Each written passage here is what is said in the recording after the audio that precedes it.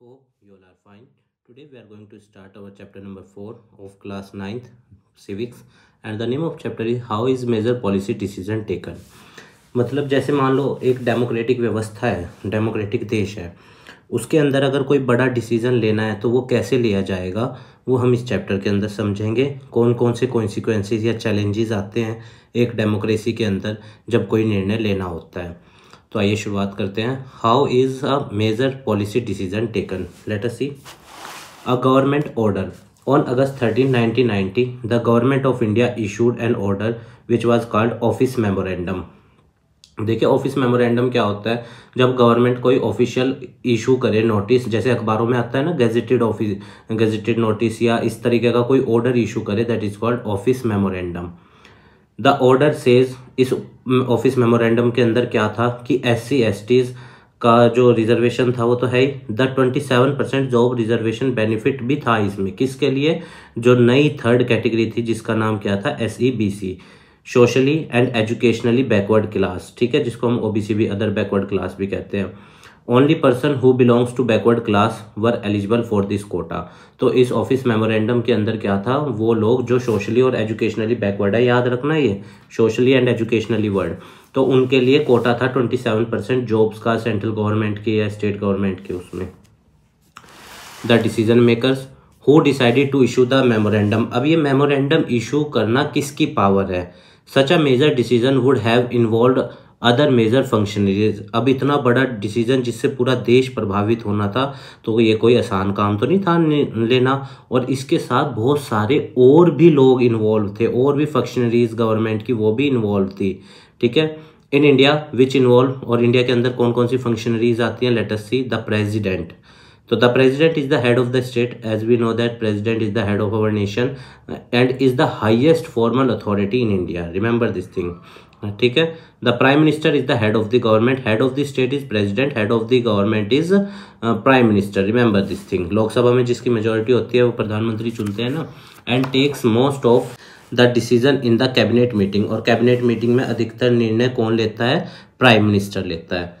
Parliament consist of president and the 2 house. हमारे यहाँ संसद के अंदर राष्ट्रपति होते हैं और 2 सदन होते हैं। लोकसभा जिसे हम लोअर हाउस कहते हैं या हाउस ऑफ पीपल भी कहते हैं, जिसके अंदर 543 मेंबर हैं, मैक्सिमम 550 हो सकते हैं।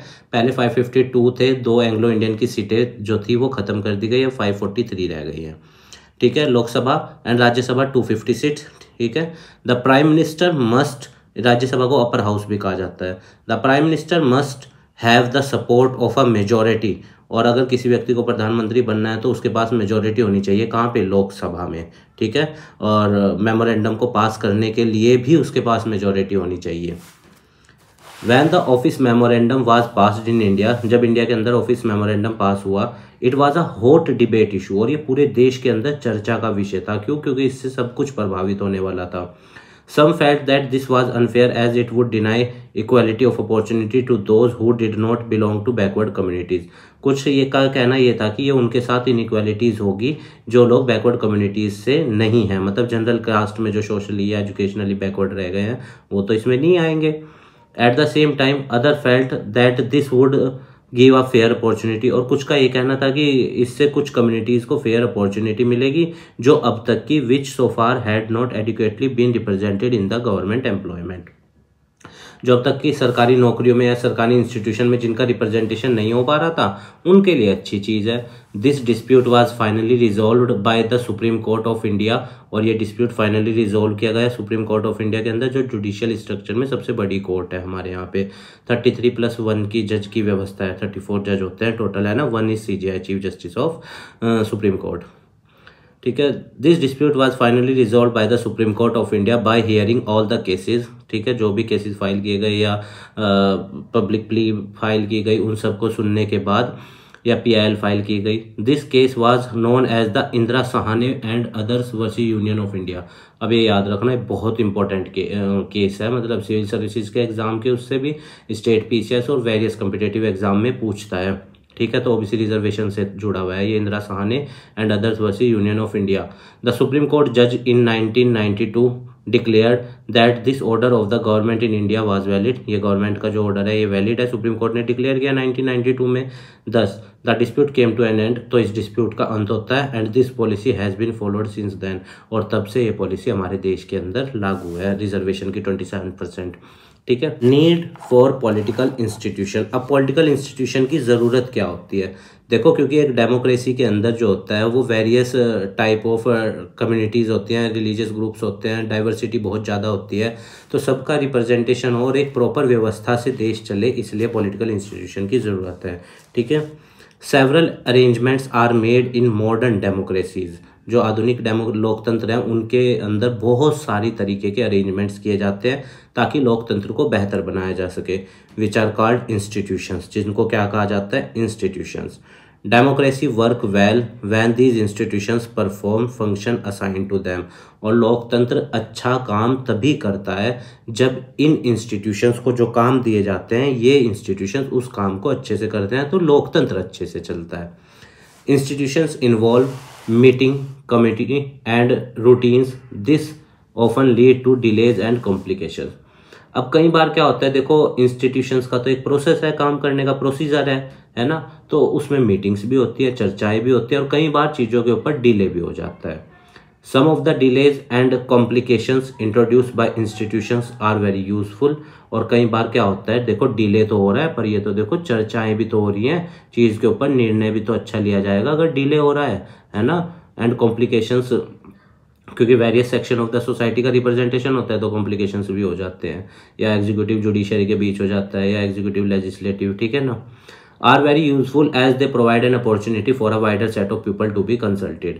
और लोकतंत्र के अंदर डिफरेंट सेक्शन ऑफ सोसाइटी का रिप्रेजेंटेशन होता है, तो इसीलिए कंसल्ट करना बहुत ज़रूरी है ताकि किसी का भी अहित ना हो. लोकतंत्र की खूबसूरती ही यही है कि सबको साथ लेके चला जाता है. Institution make it difficult to have a good decision taken very quickly, but they also make it equally difficult to rush through a bad decision. तो कई बार क्या होता है कि इंस्टीट्यूशंस के अंदर कई बार अच्छा निर्णय लेने में टाइम लग जाता है और कई बार डिफ़िकल्ट हो जाता है या जल्दबाजी हो जाती है थ्रू अ बैड डिसीजन के ज़रिए, है ना. तो मतलब कहने का बहुत सारी चीज़ें होती हैं. चेक एंड बैलेंस का भी कंसेप्ट है. चीज़ें आसान भी होती है लोकतंत्र के अंदर और कई बार मुश्किल भी होती हैं. Let us read about the parliament.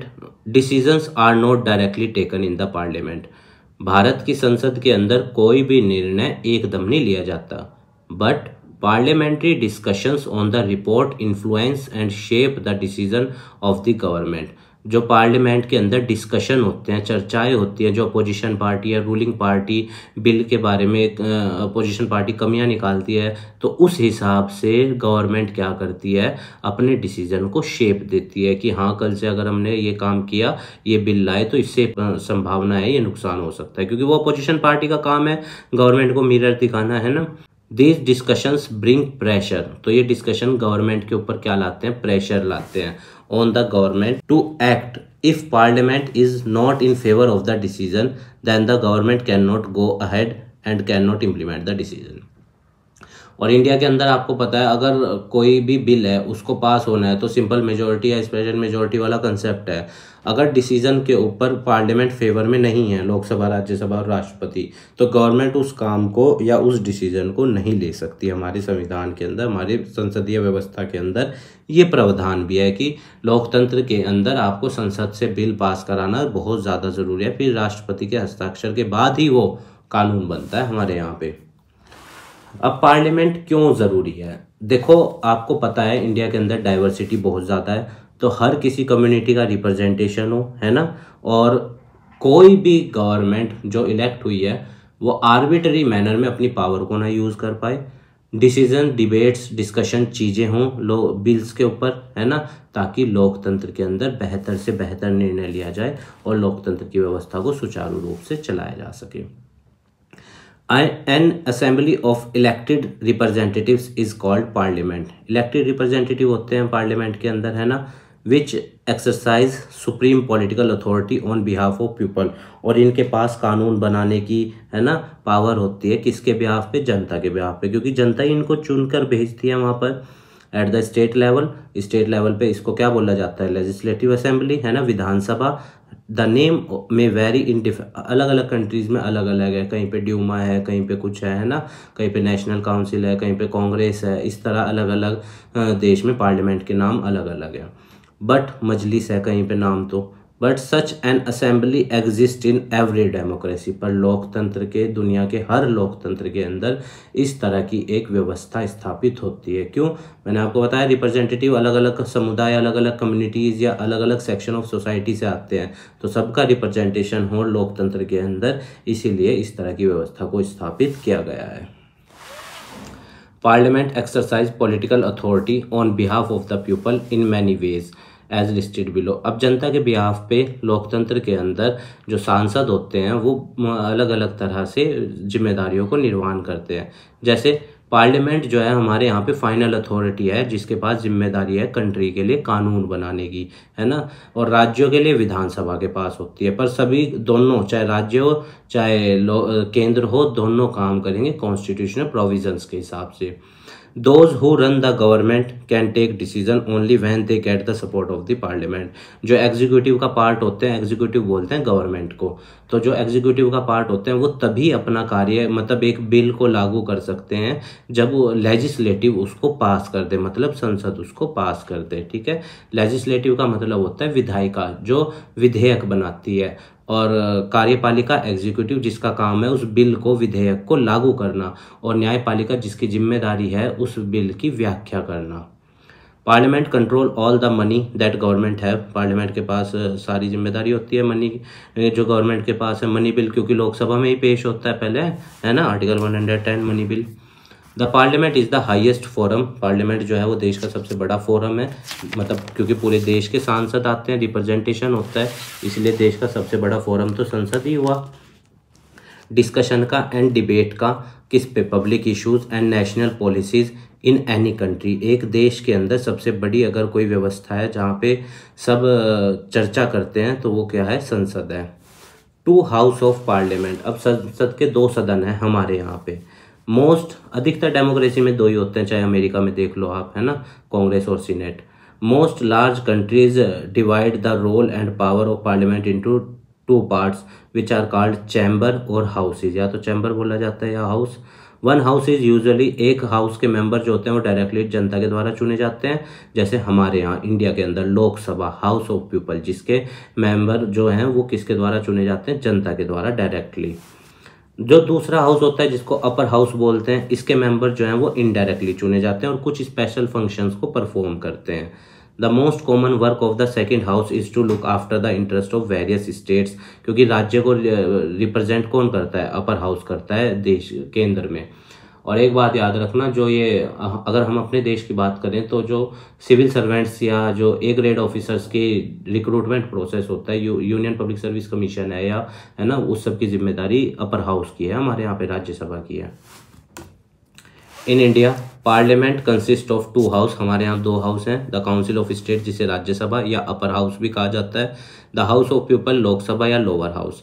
The president of India is a part of the parliament although they are not a member of either house. अब देखो, प्रेसिडेंट जो है इंडिया का वो पार्लियामेंट का पार्ट होता है, पर वो किसी भी उसका मेंबर नहीं होता, ना ही लोकसभा का ना ही राज्यसभा का, बल्कि इंडिया के अंदर तो राष्ट्रपति राज्यसभा के 12 मेंबर्स को नॉमिनेट भी करता है।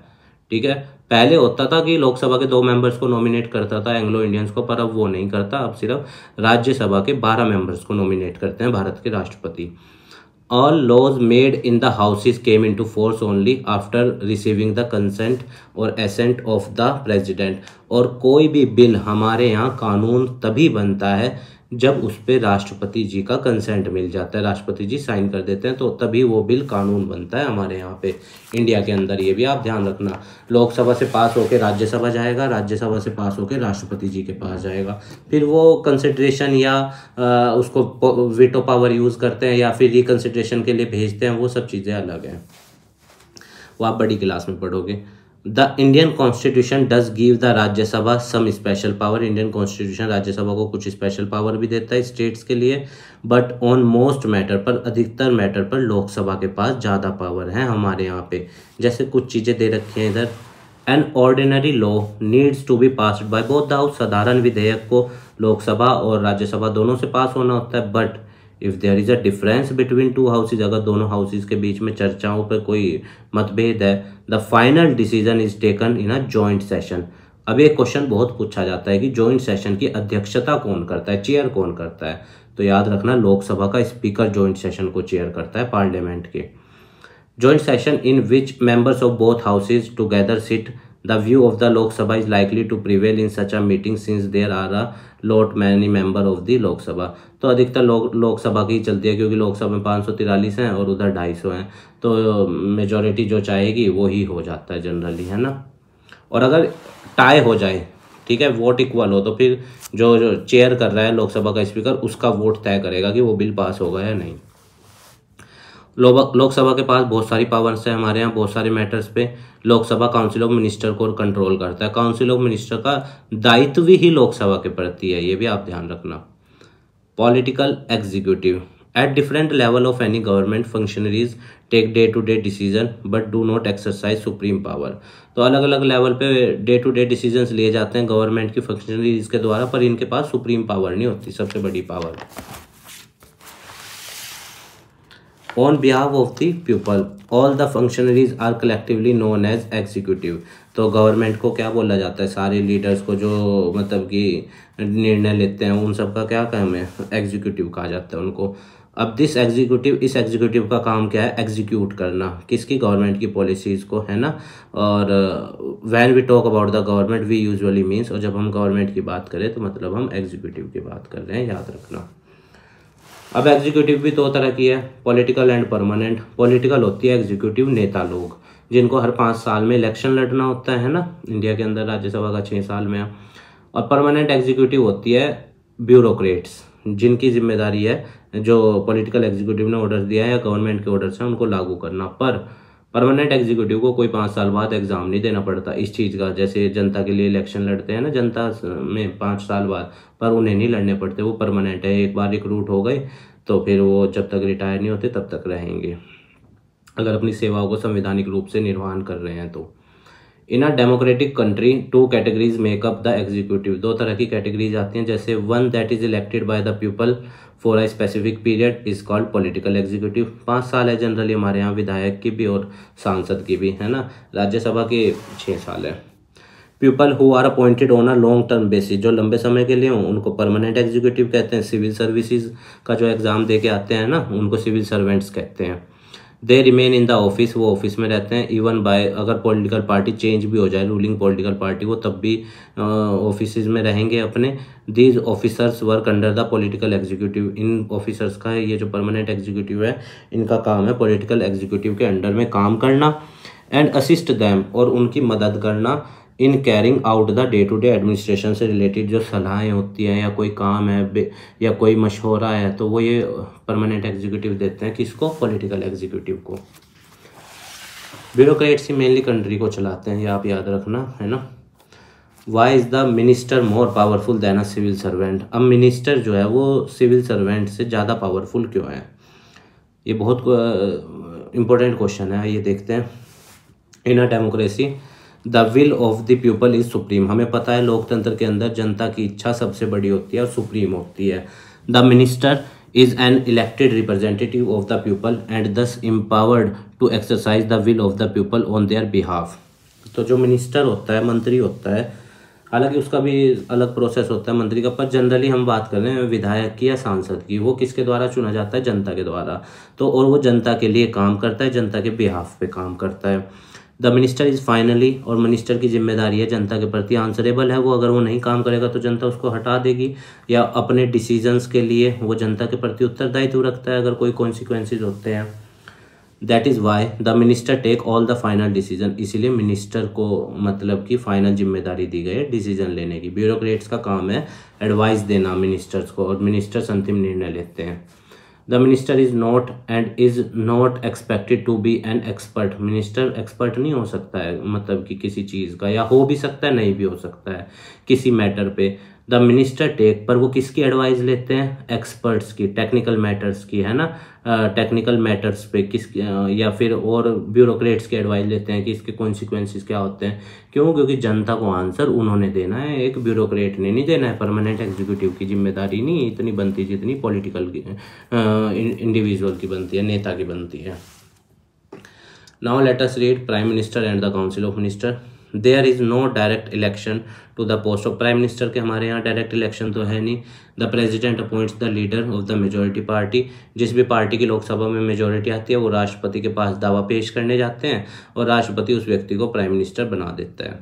ठीक है, अब एक बात याद रखिएगा, अगर मान लो किसी पार्टी की मेजोरिटी नहीं है, फिर भी राष्ट्रपति जो जिसके पास सबसे ज़्यादा सीटें आई ना उसको बुलाएंगे कि आप सरकार बनाओ, और फिर उसको 1 महीना दे देंगे अपनी मेजोरिटी मार्क प्रूव करने का। और ऐसा भी व्यक्ति प्रधानमंत्री बन सकता है, मान लो मेजोरिटी किसी पार्टी की आई और वो किसी व्यक्ति का नाम सजेस्ट कर रहे हैं पर वो कहीं से जीत के नहीं आया, वो भी बन सकता है, पर उसको 6 महीने के अंदर अंदर कहीं से इलेक्शन जीतना पड़ेगा। ठीक है, लोअर हाउस से चाहे अपर हाउस से मेंबर बनना पड़ेगा, दोनों सदन में से किसी एक का। The president appoint the leader of the majority party और द कोएलिशन पार्टी। गठबंधन की पार्टीज जो होती हैं उनके लीडर को वो अपॉइंट करते हैं अगर वो जीतते हैं। That commands a majority in the Lok Sabha, जिनमें जिसके पास मेजोरिटी होती है उसको प्राइम मिनिस्टर बना दिया जाता है, जिस पार्टी के पास जो वो नाम सजेस्ट करते हैं। अगर नो सिंगल पार्टी और अलायंस, अगर किसी अलायंस और सिंगल पार्टी की मेजोरिटी नहीं आती, ठीक है, तो द प्रेसिडेंट जो है वो जिसके पास सबसे ज़्यादा सिक्योर मेजोरिटी है उसको बुलाते हैं कि आप सरकार बनाओ, है ना, फिर उसको टाइम दे दिया जाता है 1 महीने का। The prime minister does not have a fix tenure. Prime minister का फिक्स टेन्यूर नहीं होता, जब तक उसके पास लोकसभा में क्या है, मेजोरिटी है, तब तक ही वो लीडर है ना। और अगर 5 साल रही तो फिर 5 साल तक रहेंगे, और अगर पहले ही मेजोरिटी मार्क खो गया जैसे अटल बिहारी वाजपेयी जी के टाइम हुआ था, है ना, तो फिर उनको सरकार छोड़नी पड़ती है, मतलब सदन छोड़ना पड़ता है, सरकार गिर जाती है। After the appointment of the prime minister, prime minister बनने के बाद प्रेसिडेंट अपॉइंट अदर मिनिस्टर। अब जो दूसरे मंत्री होते हैं उन सबको भी राष्ट्रपति अपॉइंट करता है, पर एडवाइस कौन देता है? प्राइम मिनिस्टर की, इन व्यक्तियों को ये मंत्रालय दे दो। पर एक बात ध्यान रखना, अगर प्राइम मिनिस्टर रिजाइन करे तो पूरी काउंसिल ऑफ मिनिस्टर का रेजिग्नेशन माना जाता है। ठीक है, the president appoint other ministers on the advice of prime minister की एडवाइस पे राष्ट्रपति जी सबको मंत्रालय दे देते हैं जिसको। अच्छा, भी एक बात और ध्यान रखना है यहाँ पे, जैसे सदन में हमारे यहाँ 543 मेंबर हैं लोकसभा में, तो इसका 15% लोग ही मंत्री बन सकते हैं, 15%, 15%, ठीक है, अलग अलग डिपार्टमेंट्स के, which are usually from the majority party और the coalition that has the majority in the Lok Sabha. ठीक है, the prime minister is free to choose their minister. Prime minister स्वतंत्र हैं अपने मंत्रियों को चुनने के लिए, जब तक वो मेंबर ऑफ, जो भी as they are member of parliament. मान लो जैसे किसी को आज मंत्री बना दिया और 6 महीने बाद अगर उसका पोर्टफोलियो चेंज करना है तो प्राइम मिनिस्टर कर सकते हैं राष्ट्रपति जी को कह के। A person who is not a member of parliament, ये मैंने अभी आपको बताया ही था कि अगर कोई व्यक्ति मेंबर ऑफ पार्लियामेंट नहीं है वो भी मंत्री बन सकता है, पर उसको 6 महीने के अंदर अंदर इलेक्ट होना पड़ेगा कहीं ना कहीं किसी कॉन्स्टिट्यूएंसी से। The council of minister is the official name of the body that includes all the minister. It usually has 60 to 80 मंत्री होते हैं इसके अंदर। काउंसिल ऑफ मिनिस्टर के अंदर अलग अलग रैंक के, cabinet minister, minister of state, है ना, इंडिपेंडेंट चार्ज या मिनिस्टर ऑफ स्टेट, अलग अलग 3 तरह के होते हैं basically.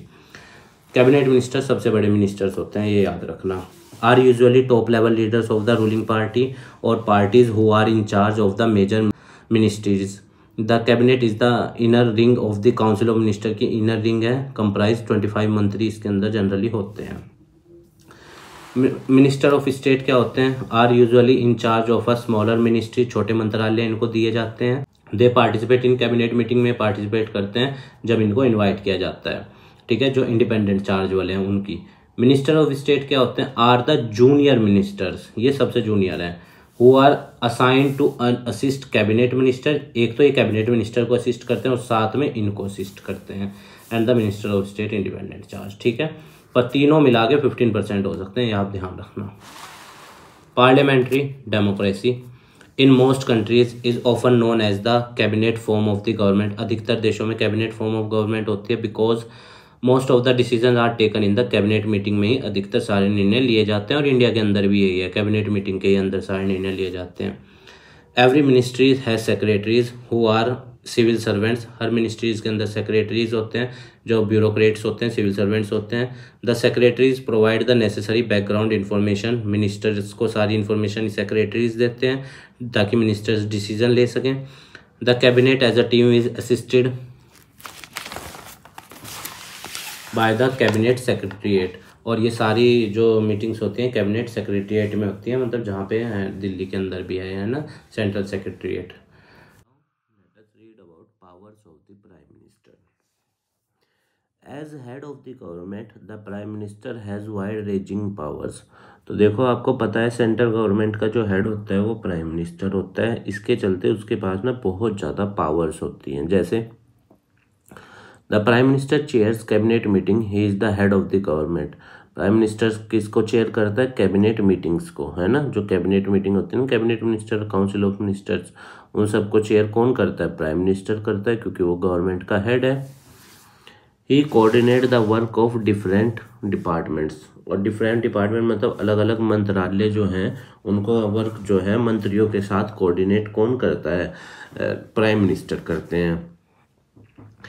His decisions are final in case of disagreement arise between departments, और अगर किसी मंत्रालय में कोई मतभेद है किसी चीज़ को लेके तो जो प्राइम मिनिस्टर साहब कहेंगे वो फाइनल डिसीजन माना जाएगा। बिकॉज अल्टीमेटली गवर्नमेंट को रिप्रेजेंट कौन करता है? प्राइम मिनिस्टर करता है। ये exercise general supervision of different ministries, और मतलब कि क्या कर सकते हैं वो जनरल सुपरविजन, मतलब कि मिनिस्ट्रीज को जो अलग अलग मंत्रालय हैं उनको सुपरवाइज कर सकते हैं वो जब भी ज़रूरत पड़ती है आम तौर पर। All ministers work under his leadership, हाँ ये ध्यान रखिएगा जरूर, जितने भी काउंसिल ऑफ मिनिस्टर के अंदर मंत्री हैं वो सब इनके लीडरशिप के अंदर काम करेंगे, ठीक है ना। और इसका इनके पास एक पावर और भी होती है, the prime minister distribute and redistribute work to their ministers. चाहे मंत्रालयों का पोर्टफोलियो का बांटना हो या उनका मतलब कि रीडिस्ट्रीब्यूट करना हो तो वो सब प्राइम मिनिस्टर कर सकते हैं। किसी भी मंत्री को हटा सकते हैं राष्ट्रपति को एडवाइस करके, है ना।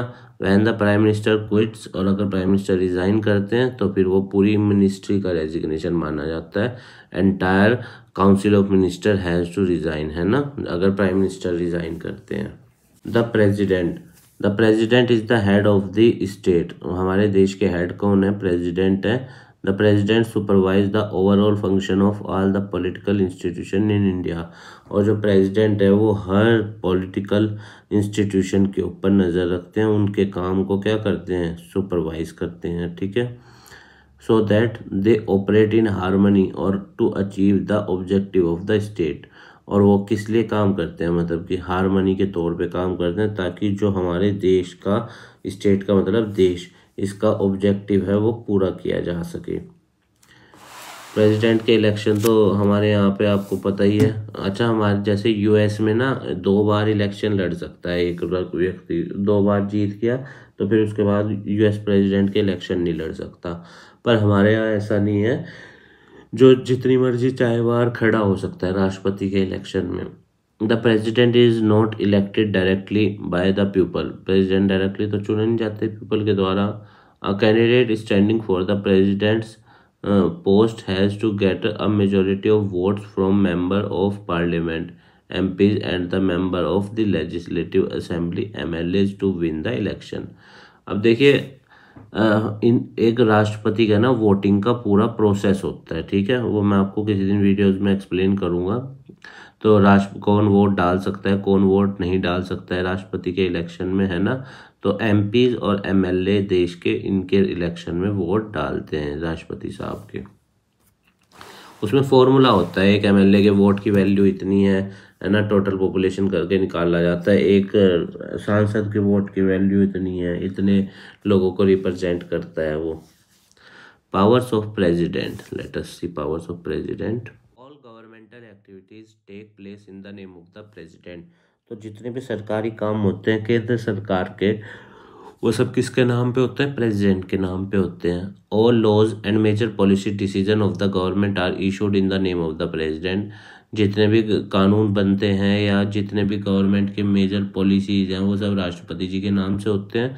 और कानून को हमने पढ़ा था अभी पीछे कि अगर एसेंट जब तक राष्ट्रपति जी का नहीं मिलेगा तब तक वो कानून नहीं बन सकता। ऑल मेजर अपॉइंटमेंट्स, जितने भी मेजर अपॉइंटमेंट्स होते हैं वो सब कौन करते हैं? राष्ट्रपति जी। यहाँ पे आप ए लिख लीजिएगा। जितने भी मेजर अपॉइंटमेंट्स होते हैं वो सब कौन करते हैं? राष्ट्रपति जी करते हैं। Which includes appointment of the chief justice of India, है ना, द जजेस of the supreme court and high courts of the state governors of the state election commissioner, ambassadors to the country, these all are appointed by the president of India. All international treaties and agreements इन राष्ट्रपति जी के नाम पे होंगी सब चीज़ें। The president is the supreme commander of all the defense forces. The president exercise all these power only on the advice of the council of minister के advice पे ही वो इन पावर्स को यूज़ करते हैं। The president can only appoint the prime minister by his her own will. ठीक है। अच्छा, इसमें ना एक चीज़ हो रहा है, यहाँ पे जो प्रेसिडेंट है ना उनके पास इमरजेंसी पावर्स भी होती हैं, इमरजेंसी लगाने की, है ना। जैसे आर्टिकल 352 है या फिर 356 है या 360 है ना, फाइनेंशियल इमरजेंसी। तीनों तरह की इमरजेंसी लगाने की पावर जो है वो राष्ट्रपति जी के पास है। आप मेरे को ये बताना आर्टिकल 352 356 में से कौन सा प्रेसिडेंट रूल से जुड़ा हुआ है। किसी राज्य के अंदर प्रेसिडेंट रूल जब लगता है तो वो किस आर्टिकल के तहत लगता है। नाउ लेट अस सी न्यायपालिका judiciary. All the courts at different level in a country put together are called the judiciary. तो सारी न्याय जितने भी न्यायालय होते हैं सबको जोड़ दिया जाए तो देश का जुडिशियल स्ट्रक्चर बनता है। The Indian judiciary consist of the following. Bharat की जुडिशरी के अंदर ये चीज़ें हैं, जैसे सुप्रीम कोर्ट पूरे देश के लिए है, हाई कोर्ट पूरे राज्य के लिए है। नंबर ऑफ हाई कोर्ट कितनी है ये आप मुझे कमेंट बॉक्स में बताना। और डिस्ट्रिक्ट कोर्ट एक पर्टिकुलर डिस्ट्रिक्ट के लिए है। The court at the local level होती है जो जिले के लिए होती है ना, जिला सत्र न्यायालय बोलते हैं जिसको। India has an integrated judiciary system. हमारे यहाँ पे ना इंटीग्रेटेड जुडिशरी सिस्टम है। अगर आप डिस्ट्रिक्ट कोर्ट से सेटिस्फाई नहीं है you can approach to the high court, high court से सेटिस्फाई नहीं है you can approach to the supreme court.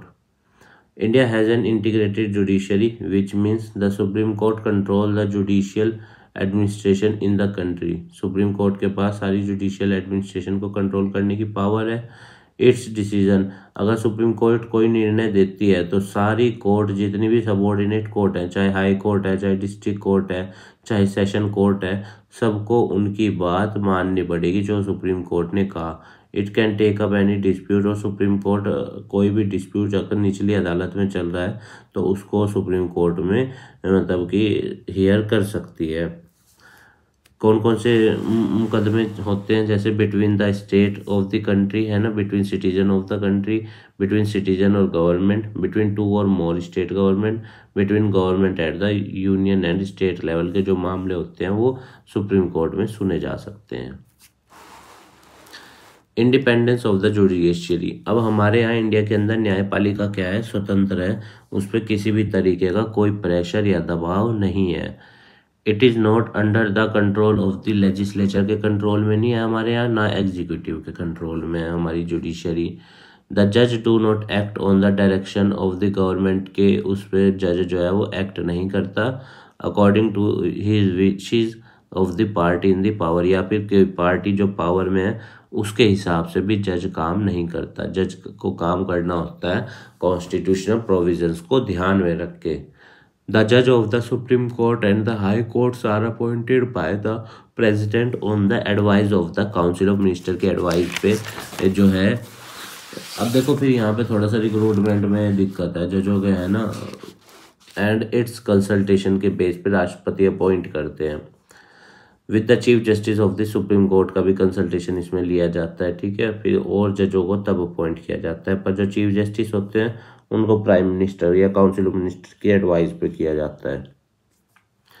Once a person is appointed as a जज ऑफ द सुप्रीम कोर्ट और the high court, अगर कोई व्यक्ति supreme court और high court का जज अपॉइंट हो गया, इट इज़ नियरली इम्पॉसिबल, तो उसको हटाना असंभव है, ठीक है ना। अ जज can be removed only by an impeachment motion.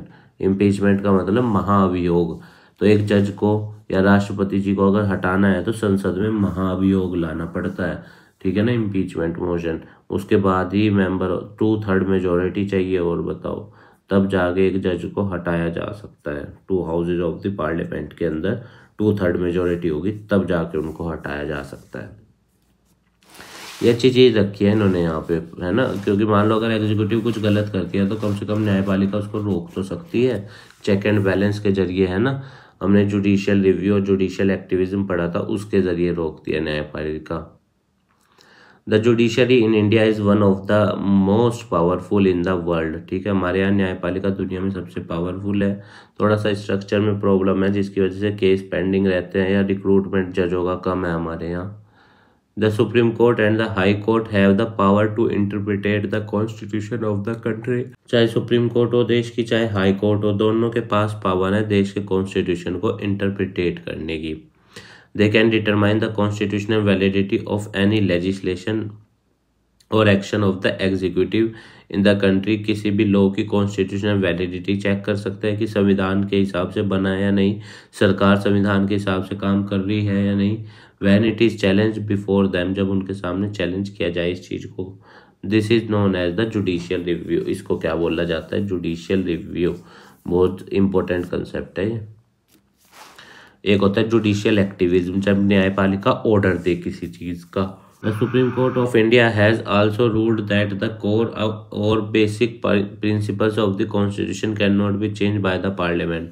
और सुप्रीम कोर्ट ऑफ इंडिया ये भी कहती है कि जो हमारे संविधान के बेसिक प्रिंसिपल्स हैं उनको पार्लियामेंट नहीं बदल सकता। मतलब प्रियम्बल हो गया या जो बेसिक प्रिंसिपल्स प्रियम्बल में मेंशन है उनको पार्लियामेंट नहीं बदल सकती, उसके पास अथॉरिटी नहीं है। The powers and the independency of the Indian judiciary allow it to act as the guardian of fundamental right, ठीक है। और ये पावर होने की वजह से ही जो है जुडिशरी हमारे यहाँ फंडामेंटल राइट की गार्जियन के रूप में काम करती है, ठीक है। Anyone can approach the court, कोई भी व्यक्ति कोर्ट जा सकता है। If the public interest is hurt by the action of the government के कारण अगर किसी का मतलब कि कोई प्रॉब्लम हुई है पब्लिक को तो आप कोर्ट जा सकते हो। This is called public interest litigation, PIL file करके। आप मेरे को ये बताना जब PIL पहली बार फाइल की गई उस टाइम जज कौन थे, ठीक है, और वो केस किससे जुड़ा हुआ था। बहुत इंपॉर्टेंट है ये चीज़, ये आपको पता होनी चाहिए। उम्मीद है गाइस आपको चैप्टर समझ में आया होगा। हमारे काम को सपोर्ट करने के लिए वीडियो को लाइक कीजिएगा, अपने दोस्तों के साथ शेयर कीजिएगा और हमारे चैनल को भी सब्सक्राइब कर दीजिएगा। और स्टूडेंट्स अगर आपकी इस चैप्टर से रिलेटेड कोई क्वेरी है तो आप हमें कमेंट बॉक्स में बताना, हम उसका आंसर देने की पूर्ण रूप से कोशिश करेंगे। आप स्वस्थ रहिए, खूब लाइफ में आगे बढ़िए, यही हमारी मनोकामना है। इस देश को अच्छा बनाइए, इस समाज को अच्छा बनाइए, अपना अस्तित्व इस समाज में स्थापित कीजिएगा स्टूडेंट्स। धन्यवाद स्टूडेंट्स।